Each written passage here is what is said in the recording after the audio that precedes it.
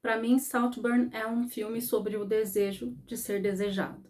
Olá, meu nome é Daniele. Eu sei que faz um bom tempo que eu não apareço aqui para falar sobre filmes, mas eu acredito que Saltburn merece uma atenção especial dessa vez. Não é só porque muita gente está falando dele, está falando das polêmicas dele, das cenas um pouco grotescas, mas eu acho que é um filme que mostra bem, pelo menos na minha visão, sobre a complexidade do desejo. O longa conta com roteiro e direção da Emerald Fennell, que também foi responsável por Bela Vingança, que eu postei um vídeo aqui falando sobre, mas logo em seguida eu deletei porque ele não representava muito bem a minha opinião. Eu não sei se eu consegui digerir o filme da forma ideal para poder postar um vídeo aqui, mas de qualquer forma eu decidi dar uma chance para esse filme que está disponível atualmente na Prime Video, porque tá todo mundo falando sobre, e o Barry Keoghan, que é o protagonista, é um ator extremamente enigmático. Eu acho que ele é um ator potente e eu acredito que ele seja muito talentoso. E eu também queria ver o Jacob Elordi, que a gente encontra em Euforia, num tipo de filme diferente do que ele está acostumado a fazer.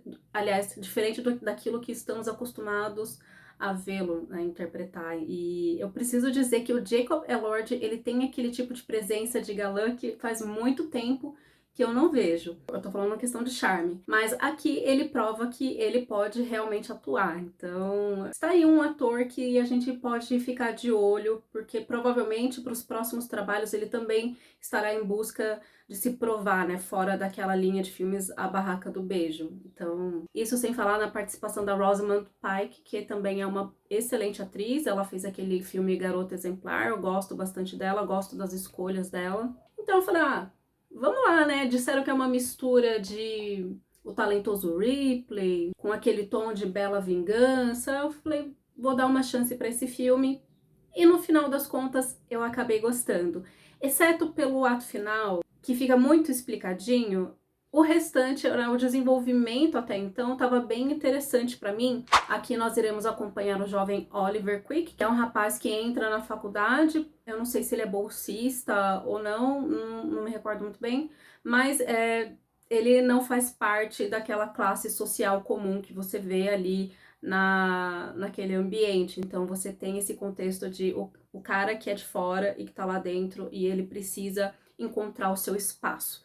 Ele precisa cavar o espaço dele, né? Ele faz amizade com o jovem Félix, que é aquele cara divertido, descolado, extremamente interessante, sedutor, e aqui ele envolve as pessoas que estão ao redor dele até o momento que ele se cansa delas. E aí elas que ficam com esse buraco, né? De repente o sol brilha sobre elas, inclusive tem uma fala semelhante assim sobre um dos personagens no filme do Talentoso Ripley, eu sugiro que vocês assistam. É incrível, mas na hora que ele vira pro outro lado, fica um buraco, né? Não sobra mais nada, você só sente aquele gelo. E aí nessa dinâmica que o Félix acaba convidando o Oliver para passar uma temporada ali em Saltburn, que é a propriedade da família dele, e é aquela propriedade típica do old money, que a gente fala, né? Que tava trend no TikTok até um tempo atrás. Basicamente, é um castelo e a família dele, pelo menos eu acho que o pai dele vem de uma família com muito dinheiro. Espera-se que os filhos façam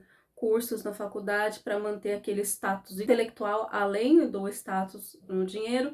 E Saltburn parece que é uma personagem própria aqui nesse filme, porque ela tem a sua dinâmica. Até mesmo as pessoas que são as donas daquele ambiente, elas também têm que se submeter às regras e à dinâmica e ao contexto de Saltburn. Tanto é que, por exemplo, a família tem que se vestir para jantar com traje a rigor, o black tie, que é aqueles vestidos mais elegantes.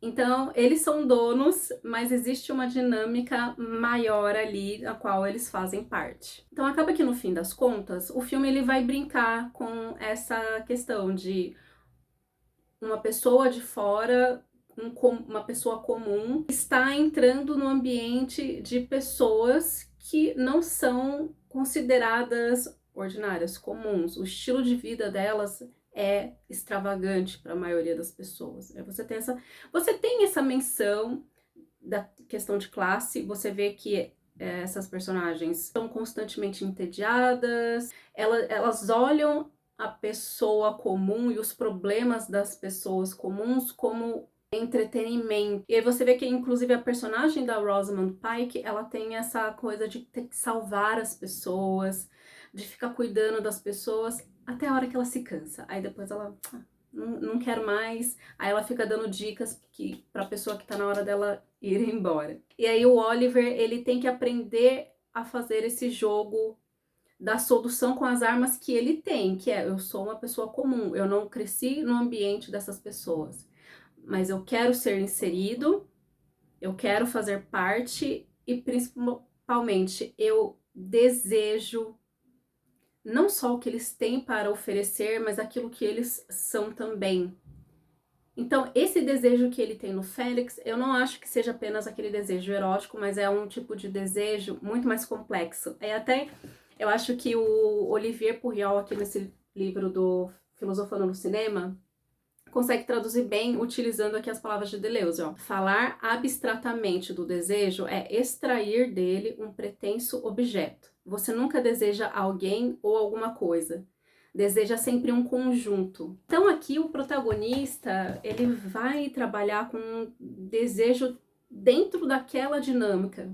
E aí agora que eu vou falar com spoilers. O final do filme leva a crer que ele planejou tudo. Ele planejou o encontro com o Félix, inserir na vida dele, criar uma amizade com ele, porque ele queria ficar com o Félix, e depois ele queria assumir uma posição de destaque, ou então conquistar Salzburg. Então dá a impressão que foi tudo planejado, né? Que ele é super inteligente e ele jogou um jogo a longo prazo para conseguir conquistar essa propriedade.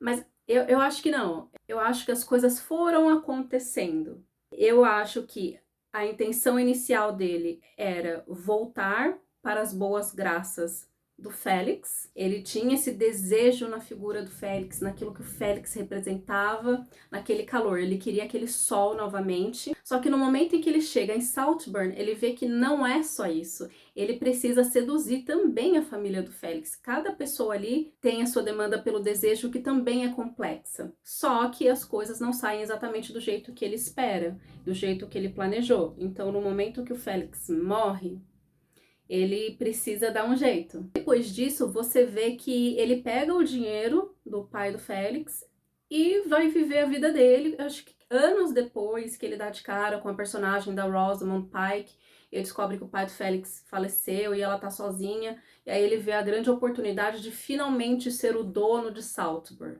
Eu acho que o contato que ele teve com aquela família, com aquela estrutura, e o fato dele ter sido visto como cidadão de segunda classe, ter sido algumas vezes humilhado ou utilizado como entretenimento, fez com que isso mexesse com o orgulho e também mexesse com o desejo de reconhecimento dele. Então, ter Salzburg não era um desejo inicial, mas no fim das contas era um desejo de reconhecimento por aquilo que ele passou lá dentro. Longe de mim de ficar justificando, falando, nossa, que legal, fez certo. Não, não é isso que eu tô querendo dizer. Eu tô tentando explorar mais ou menos aquilo que pode ter passado na cabeça do protagonista, né? Uma motivação para ele ter feito tudo aquilo. Só que o mais interessante é que, no final das contas, ele até pode ter se tornado proprietário de Saltburn, mas Saltburn ainda assim não pertence a ele. E o que é muito bem explorado e demonstrado no momento em que o mordomo entrega o café para ele. Ele não pertence àquele lugar, nunca pertencerá. Ele ganhou, mas ele não ganhou. Eu acho que é aí que tá a parte do filme que eu gostei. O que eu não gostei foi essa explicação no final, do tipo, ele planejou muito bem tudo. Eu acho que poderia ter sido um pouco mais sutil, faltou sutileza ali.